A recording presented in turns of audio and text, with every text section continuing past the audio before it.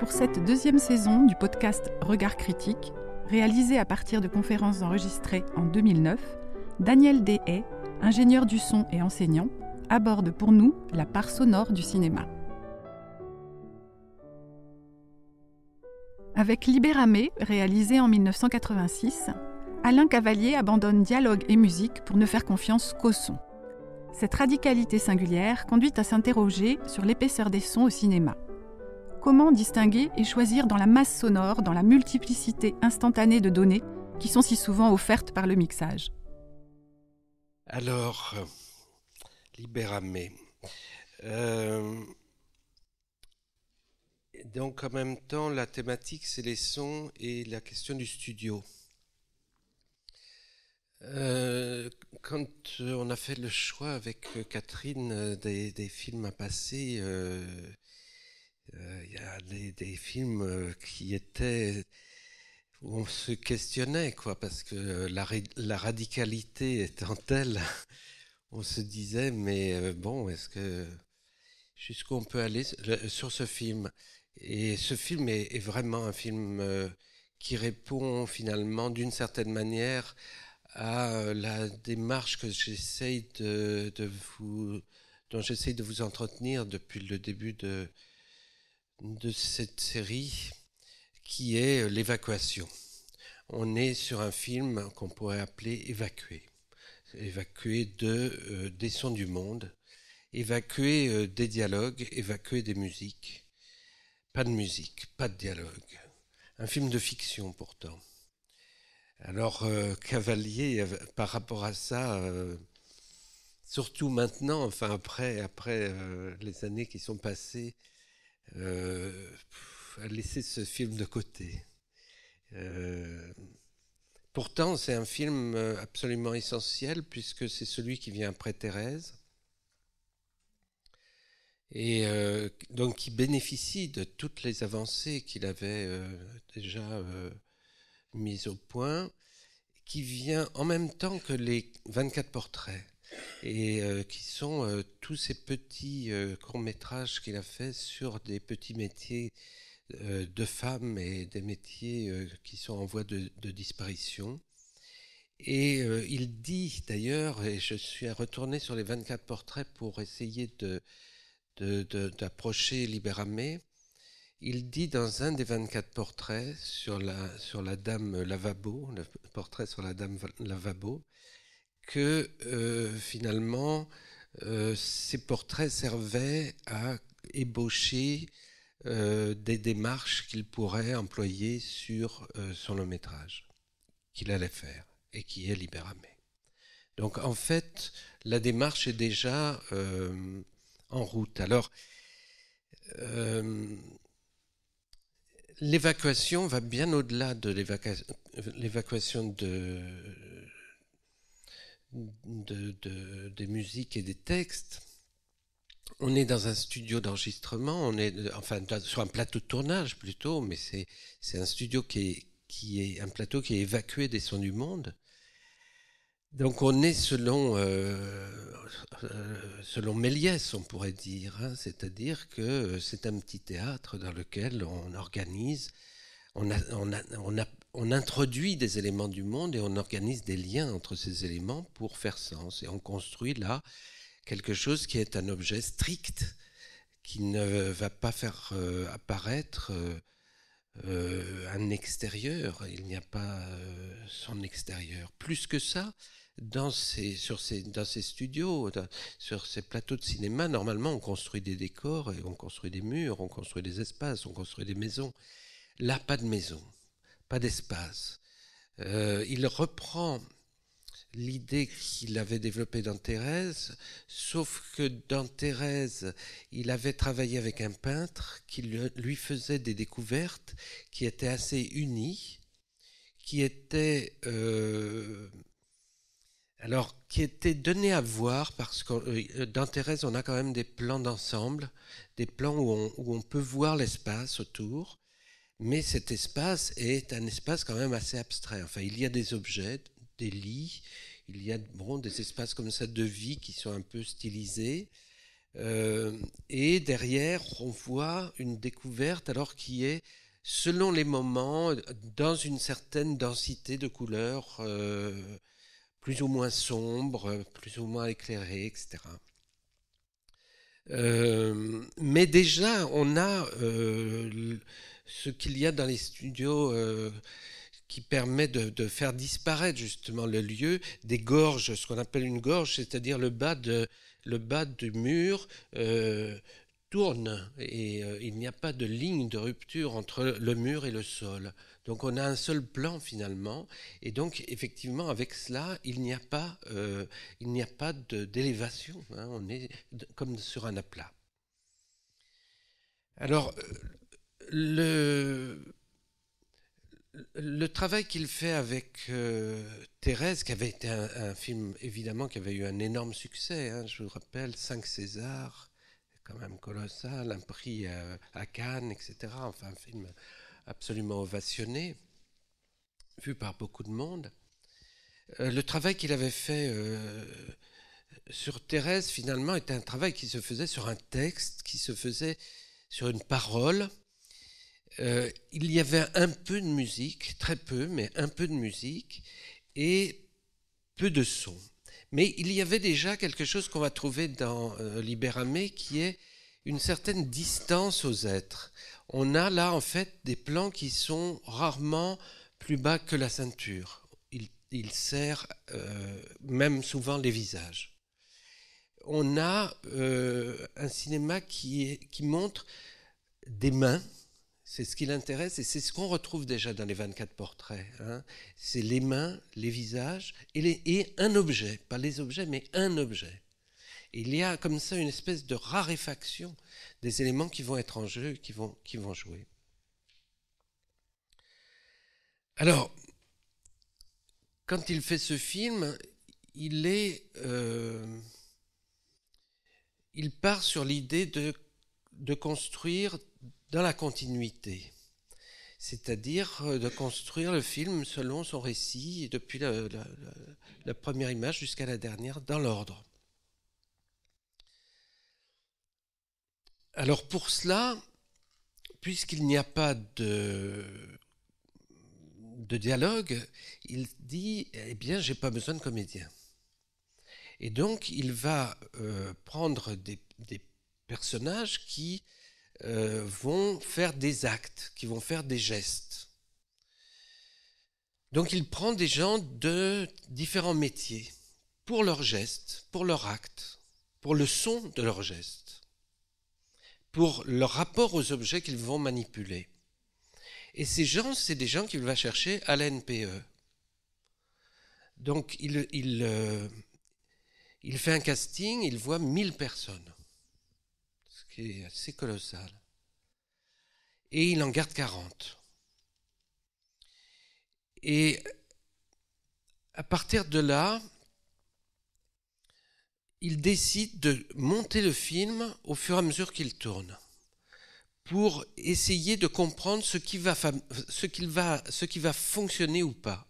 Et il se rend très vite compte, mais vraiment très, dans les premiers jours, qu'il a installé un dispositif et que ce dispositif est terriblement contraignant et qu'il arrive très difficilement à le mener, à l'emmener où il voudrait.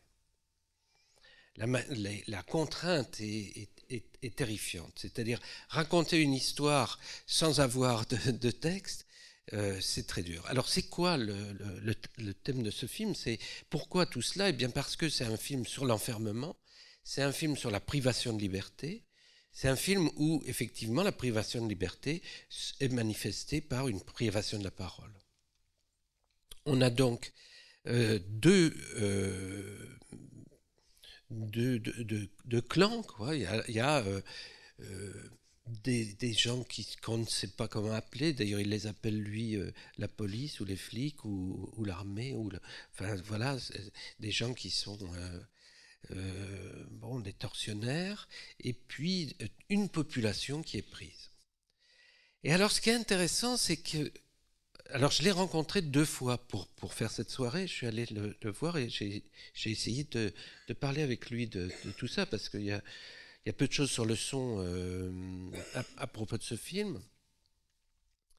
Et alors, ce qu'il dit par rapport à j'ai oublié, je voulais vous dire, ça me reviendra. En fait,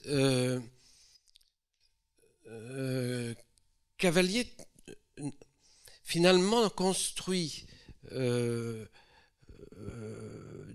un espace qui va être une acoustique unique et qui va être une acoustique qui va définir un seul espace. Et ah oui, c'est ça. En fait, il voulait dire, en fait, il me disait tout le temps, il y a une scène qui se passe chez le boucher, il y a une scène qui se passe chez le photographe, il y a une scène qui se passe chez... etc. Mais en fait, on ne voit jamais que c'est chez le boucher ou que c'est chez le photographe. Et c'est dans sa tête, cette idée du boucher ou du photographe. En fait, on voit une scène, effectivement, de ficelage de roast beef. On voit une scène de prise de photographie. Mais jamais on entre dans une boutique, jamais on entre dans un espace. C'est-à-dire qu'il n'y a pas un lieu qui se situerait en dehors. Il n'y a pas de dehors, il n'y a pas de ailleurs. On est pris dans un espace unique qui est un espace de contrainte extrême finalement, où les 2 clans sont contraints de la même façon et ne parlent pas plus les uns que les autres. Et donc on a là quelque chose qui, sans cesse, à partir de peu d'éléments, très peu d'éléments, va avancer, mais pas à pas, à chaque fois en s'ouvrant et en se refermant. Les scènes partent du noir, s'ouvrent, ont lieu, puis se referment au noir. Et ensuite, on a une autre scène. Et à chaque scène, on a un événement, un élément sonore, et voilà. Et on passe à la suivante. Alors, on n'a pas en fait de construction cinématographique selon la grammaire cinématographique. Il refuse d'employer la grammaire cinématographique. Il refuse cela. Donc, on va avoir aucun raccord, ou très très peu. Je crois pas beaucoup ou pas de mouvement de caméra. Alors c'est tourné en 35, c'est encore à l'époque où il tourne en 35, ça sera la fin, puisque le film suivant sera tourné avec une caméra légère en DV, en vidéo. C'est La Rencontre, le film suivant c'est La Rencontre, c'est le film qui s'appelle La Rencontre. Donc voilà, on est au bout d'un processus qu'il a magnifié dans Thérèse, et là qu'il a absolument radicalisé, et il dit d'ailleurs que c'est la radicalisation de Thérèse. Alors, deuxième chose, il dit aussi que finalement, on ne peut pas montrer la torture. Qu'on ne peut plus maintenant jouer, faire la comédie, faire de la comédie avec ça. Après la Shoah, c'est plus possible. Donc, il décide de prendre des scènes qui se situent en amont et puis des scènes qui se situent après. Et on a compris. Et ça suffit à nous rendre clair l'affaire.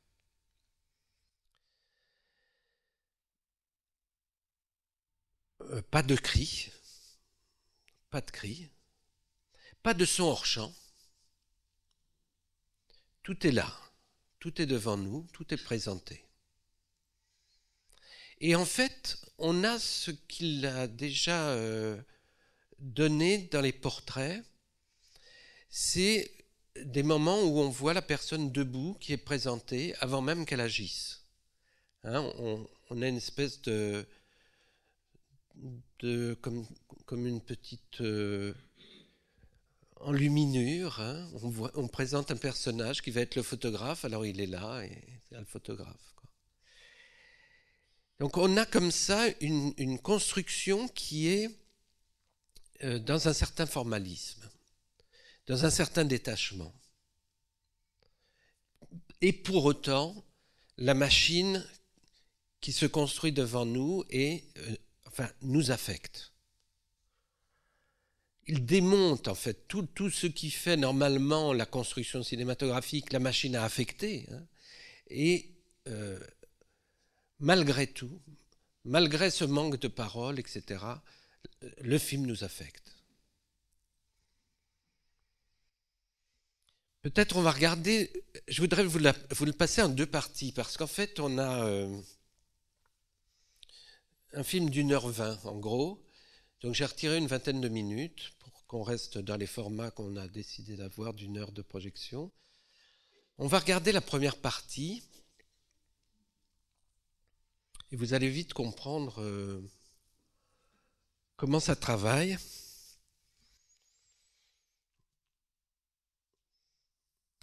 Et vous allez voir assez vite cette histoire du dispositif. Ce que je voudrais, c'est que...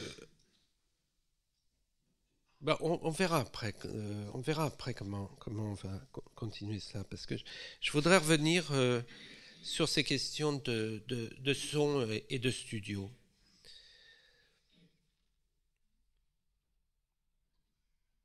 Donc pas d'acoustique, hein, c'est ça que je voulais vous dire aussi, pas d'acoustique. On est dans un studio de 800 mètres carrés, vide, et donc une acoustique que d'habitude on rejette, c'est-à-dire lorsqu'on tourne en studio, on enregistre les voix avec des micros HF qui sont en proximité, et toutes les ambiances, tous les sons qui sont faits avec des perches, on ne les emploie pas, on les jette et on refait tous les sons. C'est-à-dire qu'on simule une acoustique réelle, un espace réel. On fait du faux. Et je vous rappelle là-dessus, alors ce qui est intéressant de voir, c'est le film de Lars von Trier qui travaillait à l'inverse, c'est-à-dire avec un décor marqué au sol, Dogville, hein, avec un décor marqué au sol, et où c'était le son qui matérialisait l'existence de la nature des sols, c'est-à-dire on entendait les sols avec des graviers, on entendait les pas sur des graviers, on entendait les portes alors que les portes n'existaient pas dans l'espace. Hein. Donc c'est par le son qu'il faisait un effet de réel sur quelque chose qui était du décor. Là on n'est pas là-dedans, donc c'était une autre façon de radicaliser la chose. Hein. Là on n'est pas là-dedans, là on a même le son de l'acoustique des lieux. Alors comme ce sont des plans qui sont faits relativement proches, cette acoustique n'est pas audible, ou très peu. Mais dès que ce sont des sons puissants, par exemple les coups de feu, eh bien on sent l'acoustique du studio. Ça sonne studio, quoi. C'est ce qu'on retirerait immédiatement sur les tournages ordinaires. Et de même, les pas, vous verrez dans la deuxième partie, il y a une séquence où on a deux plans qui se suivent, ce qui est rarissime, deux plans qui se suivent sur le même mouvement. Eh bien, ces pas sonnent carton-pâte, quoi, son de studio, quoi, ça sonne pas, quoi. Voilà. Et bon, voilà, et il va jusque-là. Alors, évidemment, pour dire l'essentiel, le film est entièrement fait en son direct. Donc, il n'y a pas un seul bruitage, il n'y a pas un seul son rajouté après. Seuls les coups de feu ont été faits 3-4 minutes après l'arrêt de la caméra, parce que ce n'est pas la personne qui joue qui tire avec le fusil. Mais c'est dans le lieu et ça se fait dans l'ordre. Donc c'est du son direct et il n'y a pas de mixage, puisqu'il y a une seule bande-son. Et c'est à partir de ce film qu'il continue cette démarche, c'est-à-dire sur tous les films suivants, il aura la même attitude de ne pas mixer. Donc en fait, bon, il y a en fait 2 bandes, puisqu'il y a quand même quelques fondus de son entre les plans, très peu d'ailleurs, mais pas besoin de mixage, il y a juste une remise à niveau générale pour homogénéiser les niveaux avant de faire la copie. On va regarder la première séquence, si vous voulez bien. C'est radical, hein? Ça marche bien, ça marche très bien. On peut aller loin finalement avec le son. On peut aller très loin, on peut écrire avec le son, voilà, avec des plans, avec cette épure. C'est riche d'enseignement, c'est très très riche d'enseignement. Cette confiance, enfin, il a vraiment une immense confiance dans... Et puis cette idée de construire au fur et à mesure. On a une démarche un peu similaire sur un film que j'aurais pu vous passer parmi cette série, qui est le film de François Bell, Gérard Vienne et Michel Fano, qui s'appelle Le territoire des autres, où là toutes les images ont été tournées sans son et où le son a été fabriqué après, mais où le montage s'est constitué côte à côte et où on a pensé les longueurs des plans en fonction des sons et inversement. Enfin, où quelque chose s'est constitué ensemble de manière extrêmement étroite, quoi. Là, on voit le désarroi de Cavalier pour construire son histoire. Et c'est vrai, il dit sans cesse, il me disait, mais... il y a des scènes qu'on tournait, j'étais pas sûr que je pouvais les monter, quoi. J'étais pas sûr que ça alimente la narration, que ça alimente le récit, que ça raccorde, que ça fasse sens, que ça soit compréhensible. Et d'autant qu'on est très proche. Si on regarde là, par exemple, les formats de plans, comparativement à Thérèse, par exemple, là, on voit 2 moitiés de lit. Quand il y a 2 lits côte à côte, on voit 2 moitiés, quoi. Dans Thérèse, on voit les 2 lits, de l'air de chaque côté, etc. On voit que c'est 2 lits isolés dans un studio. Bon. Là, non, on est beaucoup plus proche, quoi. Donc, il n'y a pas d'espace, et donc il n'y a pas de temps.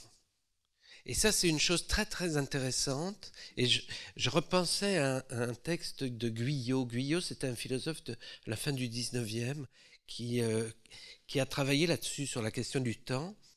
Et il disait que nous représentons le temps et nous n'en avons la mémoire que par une succession d'espaces, de représentations d'espaces. C'est-à-dire que se représenter la durée dans notre mémoire, c'est la succession d'un trajet dans un espace ou la succession d'un passage d'un lieu à un autre. Or, là, par la disparition de la matérialisation des espaces, il y a effectivement une disparition de la temporalité. On est dans une atemporalité. Et en fait, ce film se passe en une journée, en gros. On est là encore dans quelque chose... C'est bizarre, c'est comme le film de la dernière fois, Stalker. On est dans quelque chose qui se constitue presque théâtralement. On est dans quelque chose qui se constitue devant nous, mais finalement dans un seul moment.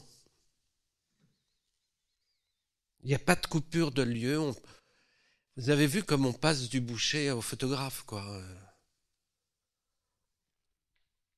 Et puis cette unité sonore, c'est-à-dire qu'il n'y a pas de rupture de fond puisqu'il n'y a pas de fond. Puisque d'habitude, enfin, le fait de la prise de son directe fait qu'on amène avec les sons les espaces sonores contingents. Ce dont je vous parlais avec le film Lusberg au cours de la 2e séance, c'est-à-dire tout ce bruit de fond qui définit les espaces sociaux. Le bruit de fond de la rue n'est pas le même que celui du bureau, de la chambre à coucher ou de l'église. On a des ambiances très différentes et même si ces lieux ne sont pas habités, la résonance des mouvements qui s'y passent, ou de quelque chose qui se passe à l'extérieur, hein, si on entend depuis l'église la rue d'à côté, on voit qu'on se situe dans une église par la caractéristique acoustique. Et bien là, il n'y a plus ça.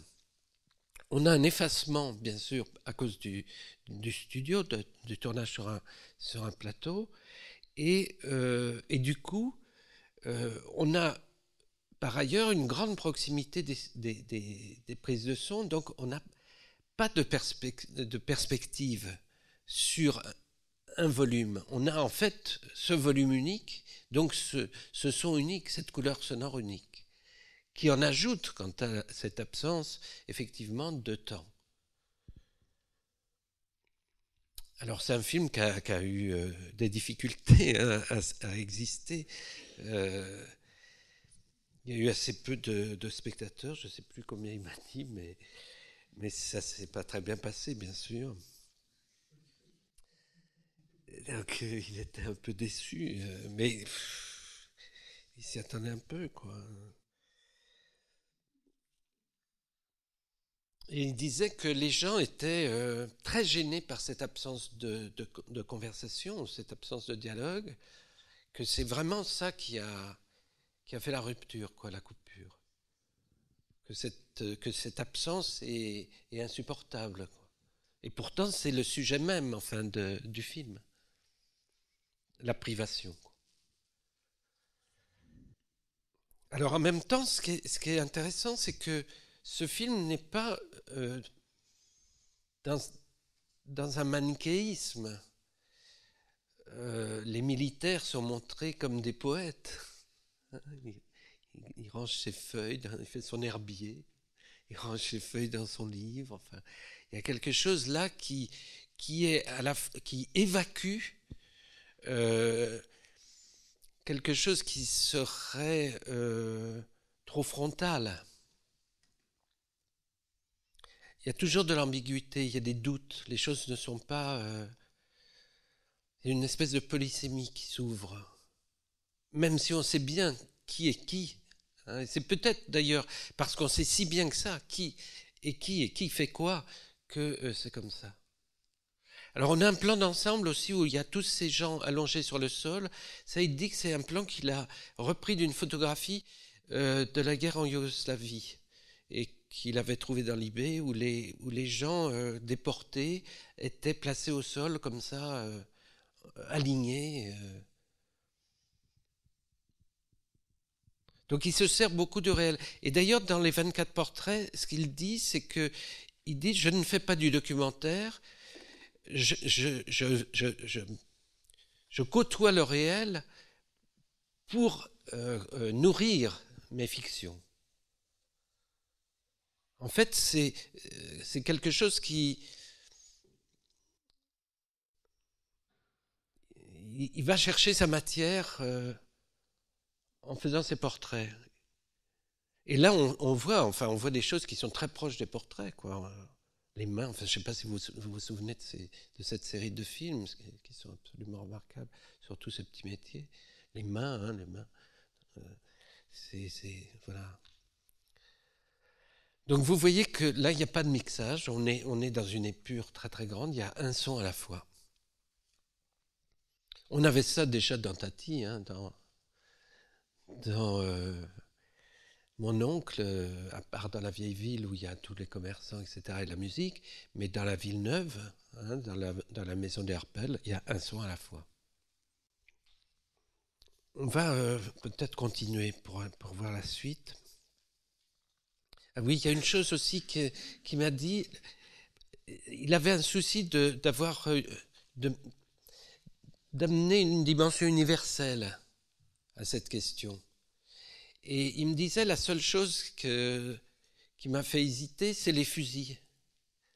Et en fait, il ne fallait pas prendre des armes modernes qui sont en métal, mais les fusils, en fait, ces fusils-là sont employés jusqu'en, je ne sais plus, 78 en Belgique, ou fusil Lebel, enfin les fusils en bois. Et il disait, c'est la seule façon de donner cet universel la situation, quoi. Ça peut se passer partout, enfin, dans les pays qui ont eu des régimes totalitaires, quels qu'ils soient. On regarde la suite. Donc là, j'en retire une petite partie. La petite partie qui est retirée, c'est encore la contingence de la vie quotidienne. Et puis, c'est peu à peu les armes qui sont amenées, des grenades, des armes à feu qui sont planquées, une fouille qui a lieu, où ils ne se font pas prendre. Et voilà, ça continue de s'embrayer et ça se passe pas très bien. Alors il dit que cette fin lui a pas porté chance, quoi, que le côté symbolique de ce meurtre n'a pas été apprécié par le public. Il a des doutes là-dessus. Alors tout est tourné pratiquement en langue focale, tout est fait au 200 mm. Donc on a une très courte profondeur de champ. On a une zone nette. Tous les lointains sont flous, toujours, quoi. Et les proches aussi, trop proches.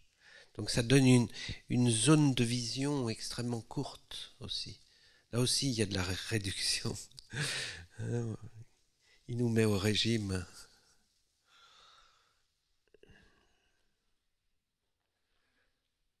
C'est un film manifeste, quoi. Alors il n'est pas sorti en DVD, c'est assez difficile de le voir, il passe très rarement, très très rarement. J'espère que ça sortira, qu'il va le sortir avec d'autres choses, avec des films plus anciens. En fait, ça renvoie au film qu'il a fait au tout début, Le combat dans l'île et L'Insoumis, qui était sur la guerre d'Algérie et qui avait fait scandale. Je ne sais plus, en 60, je ne sais plus quand il avait fait ça. Combat dans l'île 61 et L'Insoumis 64.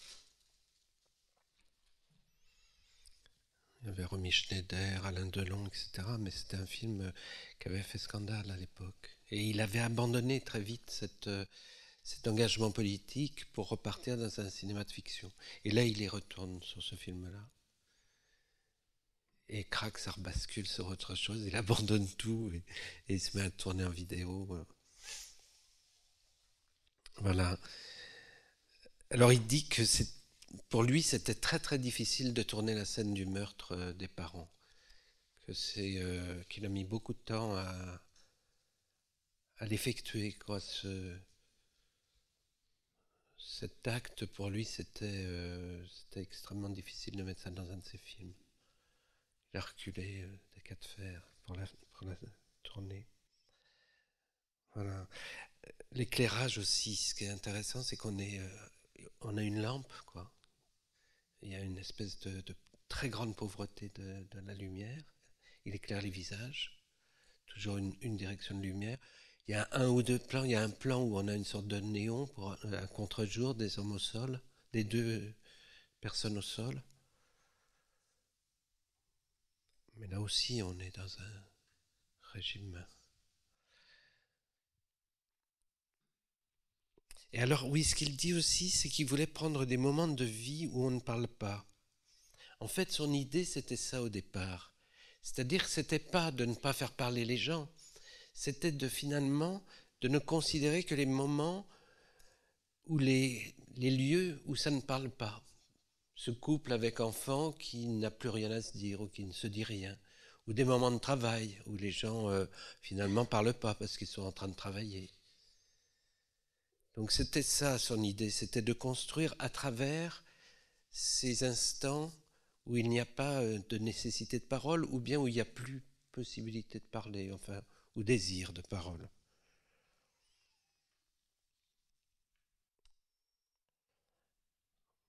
Voilà. Et puis alors, ça m'a fait repenser à un des portraits aussi qui s'appelle La Rémouleuse. Dans les 24 portraits, il y a une femme qui affûte les couteaux. Et la rémouleuse, il l'a faite non pas dans son lieu, puisque son lieu c'est la rue. Il l'a emmenée sur un plateau de tournage et il l'a mis devant une découverte d'un paysage, assez abstrait d'ailleurs, d'un très grand paysage, et il l'a tourné là-dedans. Et voilà, et ça amène ça, quoi. C'est-à-dire que on a déjà cette forme d'épure, quoi. Très grande épure. Ça,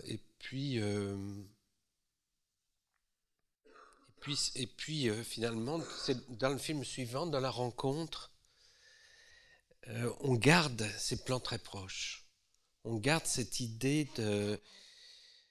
Je ne sais pas si vous vous souvenez de la rencontre, tout le début du film commence comme ça, on est sur des toutes petites choses, sur des plantes extrêmement serrées, sur le massage des pieds, sur l'interphone de la porte, sur des clenches, des poignées, sur des détails de choses, on évacue le lieu qu'on ne sait pas où on se trouve, jamais. On est dans le contact avec les objets, mais voilà, et là c'est ce qu'il dit par rapport à ce film. Il dit il y a des visages, il y a des mains et un objet.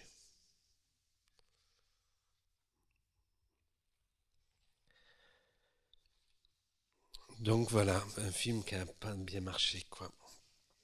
20 000 spectateurs, ce qui est déjà pas mal quand même. 20 000. Bon, je pense que s'il le sort en DVD, ça va marcher, je suis sûr. En tout cas, c'est un objet tellement rare, c'est un objet tellement manifeste, quoi. Alors ça pose la question effectivement à la fois de l'espace et puis la question des sons. Puisque en fait les sons sont toujours les sons d'un espace. C'est-à-dire que quand on fait des prises de son, on ne prend pas un objet, on prend un objet dans un lieu. Et il n'y a, si vous voulez, les éléments qui déterminent une prise de son, c'est l'objet lui-même, l'objet que l'on manipule, le support sur lequel l'objet va tomber ou va être posé, le geste qui est signifiant, c'est pas la même chose de faire ça ou de faire ça. Donc il y a là quelque chose qui amène de l'intentionnalité, qui amène du sens et qui déplace le son de l'objet et qui en fait autre chose. Donc le son, ça n'est pas seulement le son d'un objet, c'est toujours le son d'un objet manipulé dans un geste. Et hors de cela, c'est un objet dans un espace. C'est-à-dire que selon la nature de l'espace, il va faire sonner l'espace différemment. Et là, on voit que l'espace est mis complètement au neutre. Et par le fait que les sons sont pris en proximité, ça ne change pas grand-chose. Mais s'il tournait avec des plans larges, ça ne marcherait pas. On aurait ce son qui serait tout le temps réverbéré par ce lieu mis au neutre et qui est finalement au bout d'un moment assez lassant et assez désagréable. Et élément supplémentaire, c'est pas seulement le son dans un lieu, mais c'est aussi entendu à partir d'un point d'écoute. C'est-à-dire, on se place à une certaine distance de cet objet pour le donner à entendre. Et plus que ça, c'est que dans un lieu, un objet, finalement, peut être placé dans plusieurs endroits du lieu. Et ces différents endroits ont des sons différents. C'est-à-dire que même si on est dans une église, le son qui est au chœur, au transept par exemple, n'est pas le même que celui qui est près de la porte. Hein, on sait, nous, ça, en prise de son classique, l'orchestre, on ne le met jamais au transept parce que c'est épouvantable. On le met contre un mur ou près de la porte ou dans des zones où l'acoustique est plus calme. Même dans une salle comme ça qui est très étouffée, si je me mets près d'une zone, près d'un absorbant, vous voyez que ma voix est complètement autre. Donc il y a des acoustiques différentes dans des lieux. Donc prendre le son, c'est décider. En fait, il y a une mise en scène des sons dans un espace. Et là, c'est ce qu'il fait je lui dis, mais vous avez choisi les objets pour leur son? Et il me dit, oui, bien sûr. Donc le pain, par exemple, qui est coupé au début, qui a un son épais, à la fois sec et en même temps gras, hein, il y a une espèce de comme ça de chose on sent l'épaisseur de voilà. Donc les objets sont choisis. Hein. Casser un appareil photo, là on est dans quelque chose qui est un sacrilège. Casser l'appareil. Bon, donc les objets sont choisis pour leur son, alors entendu à une certaine distance, qui est liée au cadrage.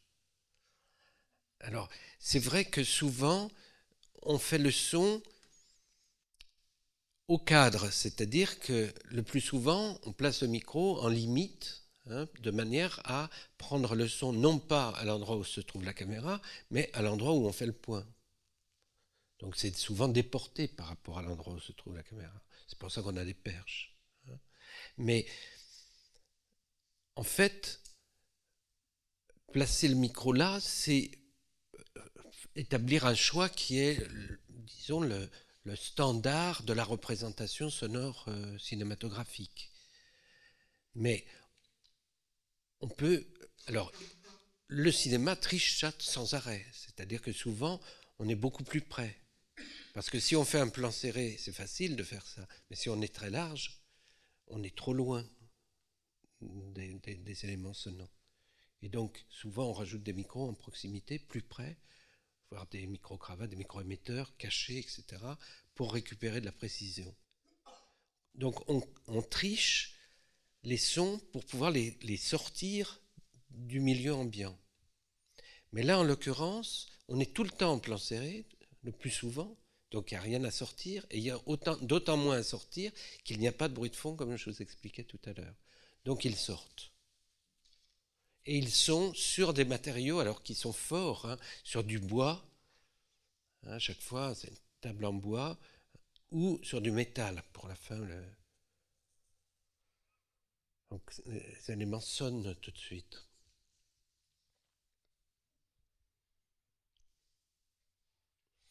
Et alors on voit que finalement, là encore, il y a une épure des gestes, il y a quelque chose, et ça c'est ce que je vous disais tout à l'heure par rapport au choix de ne pas prendre des comédiens, mais de prendre des gens dont c'est le métier d'être boucher ou dont c'est le métier d'être bistrotier, et qui sait servir un boc de bière ou qui sait faire un roast beef. Et où là, le son des gestes est juste, quoi. Donc on peut à cet endroit être dans une extrême épure. Il n'y a pas de surjeu, parce que c'est ça le problème avec les comédiens, c'est qu'ils surjouent toujours. Comment ne pas surjouer? Et le surjeu n'est pas seulement sur la phonation, sur la façon de dire un texte, c'est aussi dans les gestes. Et c'est souvent d'ailleurs beaucoup plus dans les gestes que dans la phonation.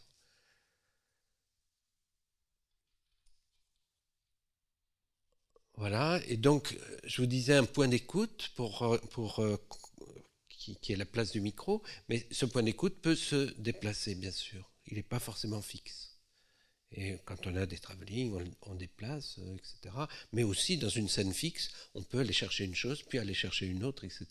Donc, finalement, on décrit à l'intérieur d'un plan image, on décrit à l'intérieur d'une scène, on donne à entendre successivement, on précise, si vous voulez, les éléments qui surgissent tour à tour. On les révèle, alors avec finalement une ouïe qui est celle de personne, hein, qui est finalement, il y a comme ça quelque chose qui se constitue dans une sorte d'écriture, mais qui est simplement amener de la lisibilité. On pourrait le penser autrement. Il y en a qui le pensent autrement, Godard le pense autrement. Godard le pense, il amène de l'effacement aussi. Il fait disparaître des choses. Bah, c'est célèbre dialogue où il y a des voitures qui passent devant, quoi, où on n'entend plus les acteurs. Et d'ailleurs, il dit tout le temps, quand je veux faire entendre quelque chose, je sais le faire entendre. Donc, voilà, c'est ce qu'il fait dans ces moments-là. Mais c'est vrai que j'indiquais dans le programme, je renvoyais à une histoire du cinéma, dans une histoire du cinéma, on est dans une stratification de sens, une épaisseur des sons. Hein. On a les sons des films, souvent il y a une musique en plus qui est rajoutée, puis des fois un commentaire en plus qui est rajouté, etc. Des choses qui sont inscrites à l'écran. Hein. Il y a une épaisseur comme ça du sens et de la charge sonore. Alors, je ne sais pas s'il croit que c'est audible. En première vision, c'est pas audible. Enfin, moi, je me souviens, pas tous, hein, mais certains épisodes d'une histoire de cinéma ne sont pas compréhensibles. Enfin, on comprend des trucs, quoi. Et en fait, si on s'en tient à une histoire, c'est une encyclopédie, c'est un livre à consulter. Donc, faire retour, il est nécessaire de faire retour dessus. Eh bien, la réécoute permet effectivement d'entendre tout. Mais alors, il faut revenir plusieurs fois sur le même. Et en ce sens, ça fonctionne. Si on le considère comme on considère une encyclopédie. On fait retour dessus. Voilà. Mais en première écoute, ça ne marche pas. Or, le cinéma, normalement, est censé fonctionner en première écoute. Comme tout le spectacle vivant. Encore plus, puisque...